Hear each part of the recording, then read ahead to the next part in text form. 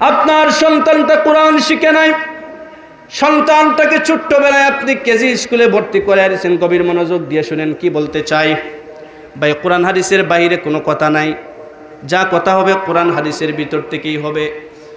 আপনার সন্তানটাকে আপনি ছোট্টবেলায় কেজি স্কুলে ভর্তি করাইয়া দিছেন, একটু যখন বড় হয়েছে প্রাইমারি স্কুলে ভর্তি করাইয়া দিছেন, আর একটু যখন বড় হয়েছে হাই স্কুলে ভর্তি করাইছেন, এরপরে কলেজে ভর্তি করাইছেন, ইউনিভার্সিটিতে ভর্তি করাইছেন, লন্ডন আমেরিকায় পাঠাইয়া আপনার ছেলেটাকে বড় ডাক্তার বানাইছেন, ইঞ্জিনিয়ার বানাইছেন।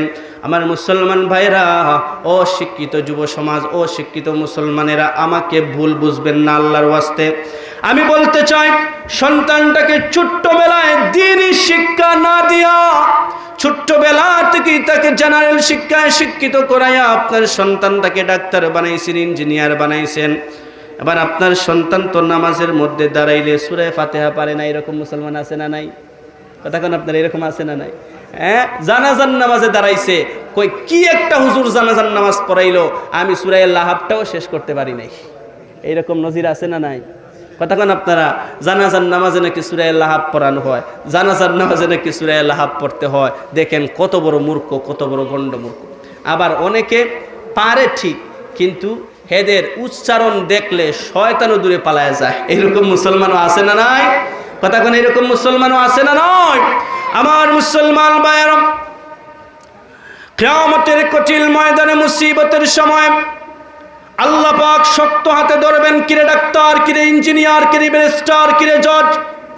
দুনিয়াতে ঠিকই তো ডাক্তার হওয়ার সময় ছিল, ঠিকই তো ইঞ্জিনিয়ার হওয়ার সময় ছিল, আজকে তুই তো কোরআন শিখলি না, এজন্য আজকে জাহান্নামী হইছস। জাহান্নাম ছাড়া তো তোর আর কোনো পথ নাই। ফেরেশতাদেরকে নির্দেশ দিবেন, ওরে জাহান্নামে নিয়ে যা। তখন ওই সন্তান ডাক দিয়া বলবে, আল্লাহ আমি তো জাহান্নামী, আমাকে তো আপনি জাহান্নামেই দিবেন, তবে আপনার কাছে আমার একটা ছোট্ট অনুরোধ। কি অনুরোধ? ওগো আল্লাহ, আমার মা বাবা, তাদের দায়িত্ব ছিল আমাকে কোরআনের শিক্ষায় শিক্ষিত করবে, দ্বীনের শিক্ষা দিবে, দ্বীনি শিক্ষায় আমাকে শিক্ষিত করবে। আমার মা বাবা আমাকে দ্বীনি শিক্ষা দেয় নাই, কোরআনের শিক্ষায় শিক্ষিত করে নাই, যার কারণেই তো আমি দ্বীন শিখি নাই, কোরআন শিখি নাই। যাদের কারণে আজকে আমি জাহান্নামী হইলাম, তাদেরকে সাথে না নিয়ে তো আমি জাহান্নামে যাব না। আমার আল্লাহ রব্বুল ইজ্জত ওয়াল জালালকে সে বলবে, তাদেরকে আমার সামনে হাজির করাইয়া দেন। নাজালহুমা তাহতা আকদামিনা লিয়াকুনা মিনাল আসফালিন।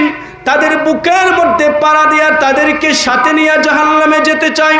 শুধু তাই না, শুধু তাই না, শুধু তাই না, আমার আল্লাহ রব্বুল ইজ্জত ওয়াল জালাল আমাদেরকে সতর্ক করে জানায় দিয়েছেন, ও অভিভাবক, ও ছেলের বাবা, ও মেয়ের বাবা, কান খুলে শুনে রাখুন। আমার আল্লাহ রব্বুল ইজ্জত ওয়াল জালাল জানায় দিয়েছেন, সেই দিন সন্তান ডাক দিয়ে বলবে, রব্বানা আতিহিম দিআফাইনি মিনাল আযাব ওয়াল আনহুম লানান কাবীরা। তাদের কারণে আজকে আমি জাহান্নামী হয়েছি। তারা যদি একটু আমারে কোরআনটা শিখায় দিত, কি আসতো যাইতো, আমি তো কোরআন শিখে ফেলতাম, জাহান্নামে আসতে হইতো না। যাদের কারণে আজকে আমি জাহান্নামী, যাদের কারণে আজকে আমি জাহান্নামের আগুনে দাউ দাউ আগুনে আমি জ্বলবো, ওগো আল্লাহ তাদেরকে আমার চাইতে দ্বিগুণ শাস্তি দেওয়ার ব্যবস্থা করুন। মহব্বতে বলেন নাউজুবিল্লাহ, আর আওয়াজ করে বলেন নাউজুবিল্লাহ। তাহলে দেখেন, সন্তানকে আপনি কোরআন শিখান নাই, সন্তানকে কোরআন না শিখেই আপনি ডাক্তার বানাইছেন, ইঞ্জিনিয়ার বানাইছেন, লন্ডন আমেরিকায় পাঠাইয়া সন্তানের টাকা পয়সায় শুধু ফুটানি মারেন মিয়া। কিয়ামতের কঠিন ময়দানে আপনার বাঁচার কোনো পথ আছে? কথা কোন আপনার বাঁচার কোনো পথ আছে? আমার মুসলমান ভাইয়েরা, এবার একটা কথা বলবো, অন্তরের কান দিয়ে শুনেন। আপনি আপনার সন্তানটাকে ছোট্টবেলায় কেজি স্কুলে ভর্তি না করাইয়া আমার মতো একজন গুনাহগারের নাপাক জবান থেকে বলা কথার উপর আমল কইরা একটাবার মাটিউরা দারুল কুরআন মাদ্রাসায় আসছেন। আইসা দেখেন ফজরের সময় ছোট্ট ছোট্ট পাখি কণ্ঠে ছোট্ট ছোট্ট ছেলেরা কত সুন্দর করে কোরআনের তিলাওয়াত করে, তাদের তিলাওয়াতে মনটা ভরে যায়। এই সমস্ত ছোট্ট ছোট্ট বাচ্চার তিলাওয়াত শুনে আপনার মনটাও গলে গেল। আপনার সন্তানটাকে, ও দাদা ও দাদি, আপনার দাদুটাকে মাদ্রাসার মধ্যে হুজুরের হাতে তুলে দিলেন। হুজুর, সন্তানটাকে আপনার হাওলা করে দিলাম। হুজুর আপনার সন্তানটাকে গ্রহণ করেছেন। কিছুদিন যাওয়ার পর আপনার সন্তানটা কোরআন শিখছে। আপনার সন্তানটা সুন্দর করে সূরা রহমানটা তিলাওয়াত করতে জানে, সূরা ইয়াসিনটা সুন্দর করে আপনার সামনে তিলাওয়াত করে শোনায়া দে, সূরা ইখলাসটা গড়গড় করে পড়তে পারে, পুরা কোরআন মসজিদের যে কোনো জায়গা থেকে সুন্দর করে তিলাওয়াত করতে পারে। এরপরে অনুবাদ শিখছে, তাফসির শিখছে, কোরআন মোতাবেক আমল করছে।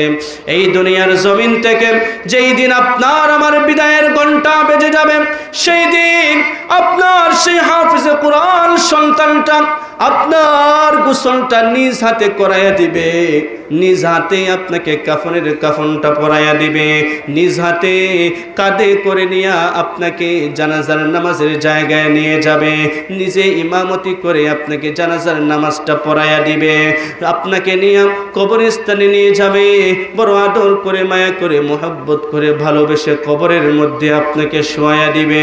দুনিয়ার সব মানুষেরা যখন আপনার কবরের উপর 3 মুষ্টি মাটি দিয়া চলে যাবে, আপনার ওই সন্তানটা সেই দিন আপনার কবরের পাশ থেকে চলে যাবে না, সূরা ইয়াসিনের তিলাওয়াত শুরু করে দিবে, সূরা রহমানের তিলাওয়াত শুরু করে দিবে, ঝরঝর ঝরঝর করে চোখের পানি ছেড়ে দিবে, আর ডাক দিয়ে বলবে, ওগো আল্লাহ, আমার বাবা চাইলে আজকে আমাকে কেজি স্কুলে ভর্তি করাইয়া বড় ডাক্তার ইঞ্জিনিয়ার লন্ডন আমেরিকায় পাঠাইয়া লক্ষ কোটি কোটি টাকা কামাই করে পায়ের উপর পা তুলে ফুটানি মাইরা জীবনটাকে গঠন করতে পারতো না গো।